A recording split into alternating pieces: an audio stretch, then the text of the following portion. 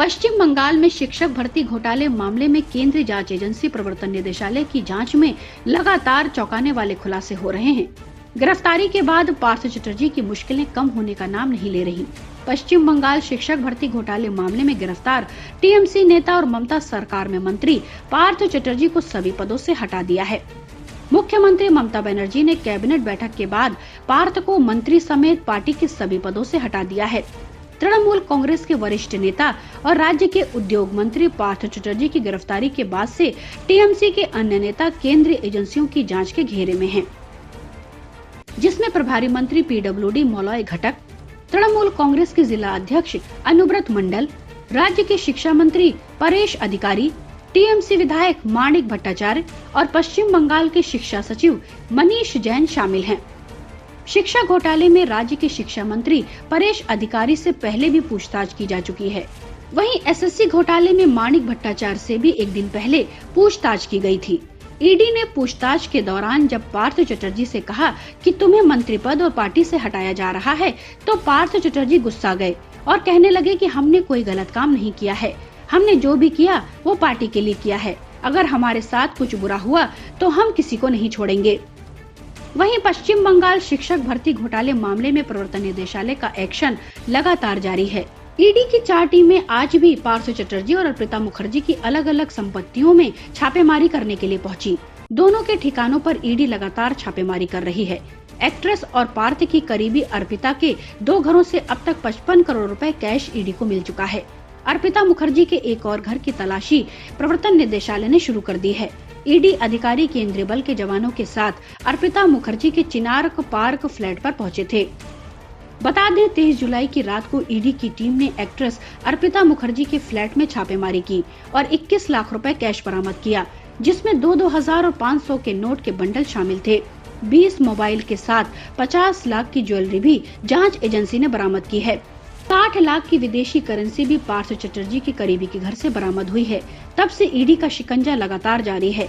बुधवार को हुई छापेमारी में ईडी को अर्पिता के फ्लैट से 29 करोड़ रुपए की नकदी मिली। एक्ट्रेस के उत्तर कोलकाता के बेलघरिया स्थित फ्लैट में ईडी ने बुधवार को छापेमारी की। अब तक ईडी को 50 करोड़ नकद पार्थ चटर्जी की करीबी सहयोगी अर्पिता के घर से बरामद कर चुकी है। Bureau report, public news.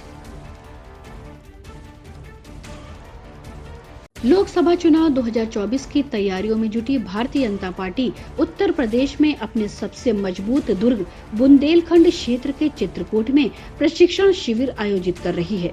Chitrakoot में भारतीय जनता पार्टी की प्रशिक्षण शिविर में आगामी चुनाव का रोड मैप तैयार किया जाएगा। इस रोड मैप पर किन रणनीतियों के तहत अमल करना है, इस पर भी मंथन किया जाएगा। इस प्रशिक्षण शिविर में भारतीय जनता पार्टी के उत्तर प्रदेश से संबंधित केंद्र के मंत्री, राष्ट्रीय पदाधिकारी और प्रदेश कार्य समिति से जुड़े लोग मौजूद रहेंगे। असल में लोकसभा चुनाव के लिए भारतीय जनता पार्टी ने तैयारियां शुरू कर दी और वह लगातार अपना जनाधार मजबूत कर रही है। राज्य में इस साल निकाय चुनाव होने वाले हैं, जो भारतीय जनता पार्टी के लिए काफी अहम हैं। लिहाजा भारतीय जनता पार्टी ने इसकी तैयारियां शुरू कर दी हैं। जानकारी के मुताबिक भारतीय जनता पार्टी के जिला अध्यक्ष और संगठन महामंत्री सुनील बंसल सहित प्रदेश कमेटी के 40 पदाधिकारी शिविर में हिस्सा लेंगे। इसके साथ ही शिविर में उत्तर प्रदेश के सभी क्षेत्रों के क्षेत्रीय अध्यक्ष, महामंत्री, प्रकोष्ठ के संयोजक और विभाग समयक सहित 22 पदाधिकारी शामिल होंगे। इस मंथन शिविर में मुख्यमंत्री योगी आदित्यनाथ समेत मंत्रिमंडल के सदस्य भी मौजूद रहेंगे। चित्रकूट में प्रशिक्षण शिविर आयोजित करने से भारतीय जनता पार्टी अपने सबसे मजबूत गढ़ बुंदेलखंड को और भी ज्यादा मजबूत करने का काम कर रही है। उत्तर प्रदेश भारतीय जनता पार्टी के महामंत्री संगठन सुनील बंसल ने भारतीय जनता पार्टी प्रशिक्षण वर्ग की कमान संभाली है। उत्तर प्रदेश भारतीय जनता पार्टी के प्रशिक्षण वर्ग में आरएसएस से बीएल संतोष अब तक के अभियानों की समीक्षा करेंगे। वहीं आगामी अभियानों को किस रणनीति के तहत लागू करना है, इसका प्रशिक्षण दिया जाएगा। बताया जा रहा है कि प्रधानमंत्री मोदी योगी सरकार के कामकाज और केंद्र की योजनाओं के लाभार्थियों के अभियान से संबंधित चर्चा होगी। हर घर तिरंगा अभियान से भगवा टोली माहौल को राष्ट्रवाद से कैसे सरोबोर करेगी, इस पर भी मंथन किया जाएगा। वहीं इन अभियानों को बूथ स्तर से लगातार भारतीय जनता पार्टी के पक्ष में माहौल बनाए जाने पर चर्चा होगी। पासमंदा समाज को कैसे भारतीय जनता पार्टी के पक्ष में लामबंद करना है और अल्पसंख्यक वोटरों को कैसे पकड़ मजबूत करनी है, इसके बारे में अल्पसंख्यक मोर्चा को विस्तृत प्लानिंग के साथ बुलाया गया है। युवाओं को ज्यादा से ज्यादा जोड़ने के लिए भारतीय जनता पार्टी युवा मोर्चा को सक्रिय किया जाएगा। इसके अलावा भारतीय जनता पार्टी महिला मोर्चा के अलावा सभी अनुषंगिक संगठनों के पदाधिकारी मौजूद रहेंगे। भारतीय जनता पार्टी प्रशिक्षण शिविर 2024 लोकसभा चुनाव का रोड मैप होगा तैयार। चित्रकूट में पार्टी के पदाधिकारियों और विभाग के संयोजकों की बैठक 29 से 31 जुलाई तक होगी। इसमें प्रदेश के पदाधिकारियों के अलावा सरकार के कैबिनेट मंत्रियों को बुलाया गया है, लेकिन राज्य मंत्रियों को नहीं बुलाया गया। बैठक में मुख्यमंत्री योगी आदित्यनाथ के साथ ही डिप्टी सीएम केशव प्रसाद मौर्य और ब्रजेश पाठक शामिल होंगे। पदाधिकारियों, क्षेत्रीय अध्यक्षों, जिला अध्यक्षों के साथ ही विभाग के संयोजकों को भी बुलाया गया है, साथ ही कैबिनेट मंत्री भी शामिल होंगे। Bureau report, public news.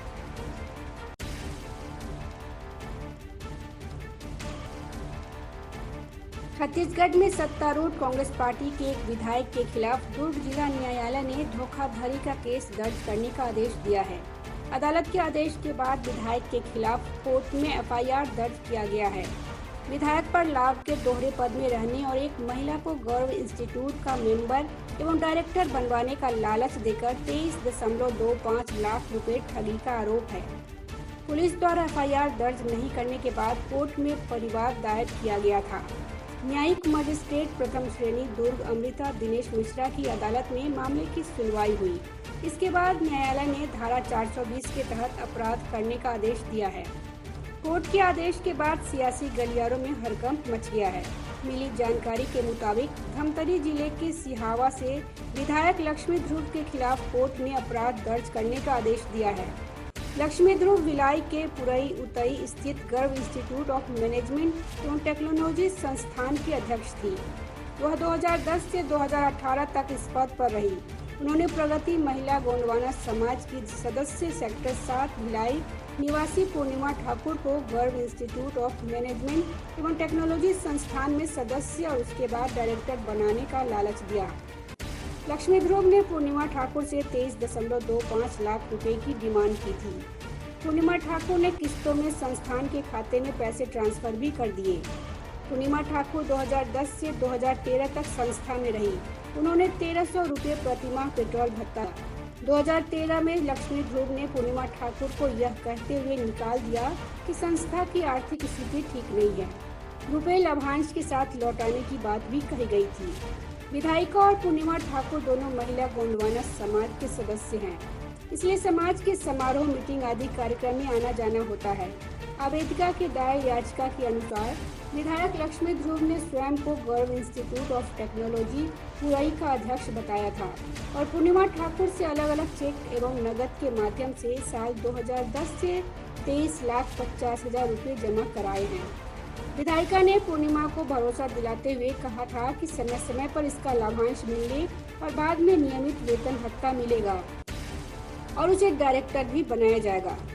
Court में दायर परिवाद में बताया गया है कि लक्ष्मी ध्रुव एक साथ लाभ के 2 पदों पर पदस्थ रही।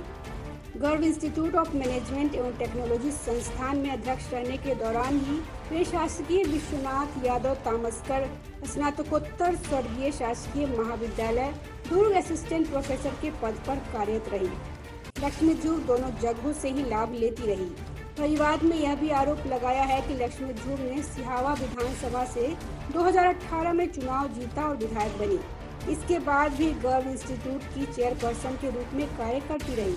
उन्होंने गर्व इंस्टीट्यूट ऑफ मैनेजमेंट एवं टेक्नोलॉजी संस्थान को 2019-2020 की मान्यता दिलाने चेयरपर्सन के रूप में ऑल इंडिया काउंसिल टेक्निकल नई दिल्ली को पत्र लिखा है। Bureau report, public news.